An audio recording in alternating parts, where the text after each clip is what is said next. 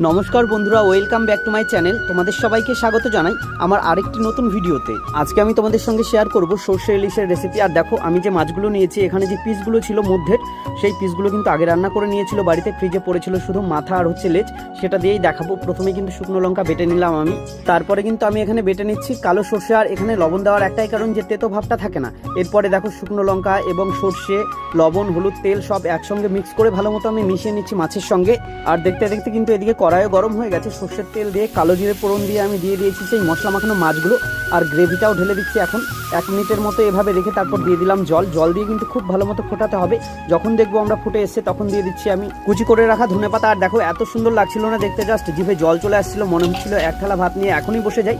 দেখতে দেখতে কিন্তু নামিয়েও নিলাম তরকারিটা। আর দেখো, এটা কিন্তু তরকারির ফাইনাল লুক। তো কেমন লাগছে অবশ্যই কমেন্টে জানাবে। এরপরে আমি থালার মধ্যে ভাত নিয়েছিলাম, সেখানে নিয়ে নিলাম 1 চামচ গ্রেভি এবং 1 টুকরো মাছ। আর এই মাছটা যেহেতু একটু ছোট সাইজের, অনেকে কিন্তু এটাকে খোকা ইলিশও বলে থাকে। তো দেখো, একটা বাইট কিন্তু আমি নিয়ে নিলাম, ও সেই লেভেলের টেস্ট। এরপরে আবার দেখা হবে এরকম আরেকটি সুন্দর ভিডিওতে। ততক্ষণ সবাই ভালো থাকবে, সবাইকে টাটা।